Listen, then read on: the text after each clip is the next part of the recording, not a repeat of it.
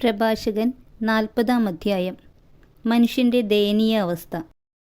ഓരോരുത്തർക്കും ധാരാളം ജോലി നിശ്ചയിക്കപ്പെട്ടിട്ടുണ്ട്.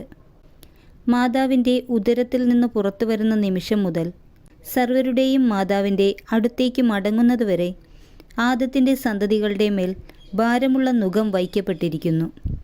അവരുടെ ഹൃദയചാഞ്ചല്യവും ഭയവും ഉത്കണ്ഠയും മരണദിനത്തെക്കുറിച്ചാണ്.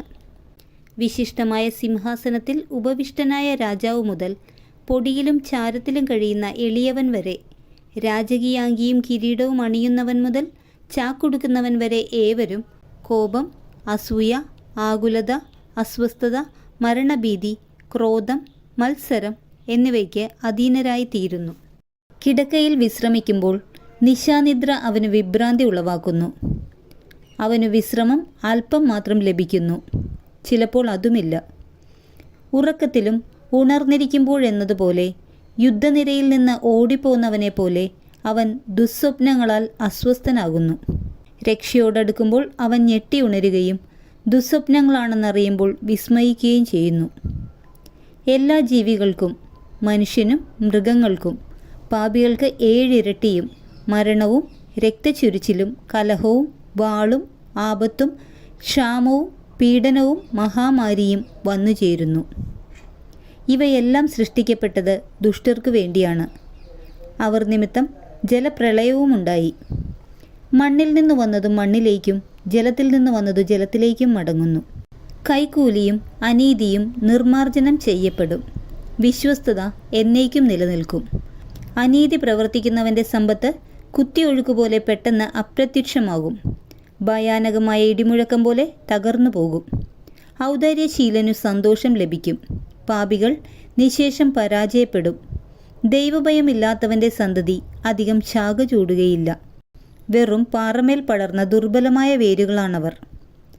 ജലാശയ തീരത്തിലോ നദീതടത്തിലോ വളരുന്ന ഞാങ്ങണ ഏതു പുല്ലിനെയുംകാൾ വേഗത്തിൽ പിഴുതെടുക്കാം. കാരുണ്യം അനുഗ്രഹത്തിൻ്റെ ആരാമം പോലെയാണ്. ദാനധർമ്മം എന്നേക്കും നിലനിൽക്കുന്നു. സ്വാശ്രയശീലനും അധ്വാനപ്രിയനും ജീവിതം മധുരമാണ്. നിധി ലഭിച്ചവൻ ഇവരേക്കാൾ ഭാഗ്യവാനാണ്. സന്താനങ്ങളും താൻ നിർമ്മിച്ച നഗരവുമാണ് ഒരുവൻ്റെ പേരു നിലനിർത്തുന്നത്. നിഷ്കളങ്കയായ ഭാര്യ ഇവ രണ്ടിനേയുംകാൾ വിലമതിക്കപ്പെടുന്നു.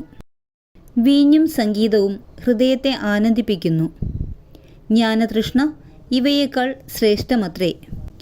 കുഴലും കിന്നരവും ഗാനമാധുരി വർദ്ധിപ്പിക്കുന്നു. ഇവയേക്കാൾ ആസ്വാദ്യമാണ് ഇമ്പമുള്ള മനുഷ്യസ്വരം. പ്രസന്നതയും സൗന്ദര്യവും കണ്ണിന് ആനന്ദം നൽകുന്നു.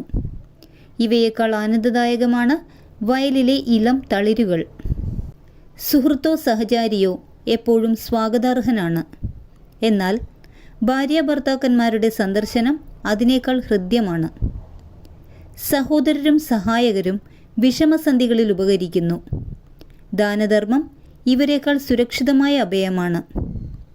സ്വർണവും വെള്ളിയും പാദങ്ങളെ ഉറപ്പിച്ചു നിർത്തുന്നു. സതുപദേശം ഇവയേക്കാൾ ശ്രേഷ്ഠമാണ്. ധനവും ബലവും ഹൃദയത്തെ ഉത്തേജിപ്പിക്കുന്നു. ദൈവഭക്തി ഇവയേക്കാൾ അഭികാമ്യമാണ്. അതുവഴി നഷ്ടമുണ്ടാകുന്നില്ല. ദൈവഭക്തന് അന്യസഹായം തേടേണ്ടതില്ല. ദൈവഭക്തി അനുഗ്രഹത്തിൻ്റെ ആരാമം പോലെയാണ്. ഏതു മഹത്വത്തെയുംകാൾ നന്നായി അത് മനുഷ്യനെ ആവരണം ചെയ്യുന്നു. മകനെ, ഭിക്ഷുവിനെ പോലെ ജീവിക്കരുത്. ഭിക്ഷാടനത്തേക്കാൾ മരണമാണ് ഭേദം. ഒരുവൻ മറ്റൊരുവൻ്റെ ഭക്ഷണമേശയിൽ ആശയർപ്പിച്ചാൽ അവൻ്റെ അസ്തിത്വം ജീവിതമെന്ന പേരിന് യോഗ്യമല്ല. അവൻ അന്യൻ്റെ ഭക്ഷണം കൊണ്ട് തന്നെ തന്നെ മലിനനാക്കുന്നു. ബുദ്ധിമാനും സതുപദേശം ലഭിച്ചവനും അതൊഴിവാക്കും. നിർലജ്ജൻ്റെ നാവിന് ഭിക്ഷാടനം മധുരമെങ്കിലും അവൻ്റെ ഉദരത്തിൽ അഗ്നി ജ്വലിക്കുകയാണ്.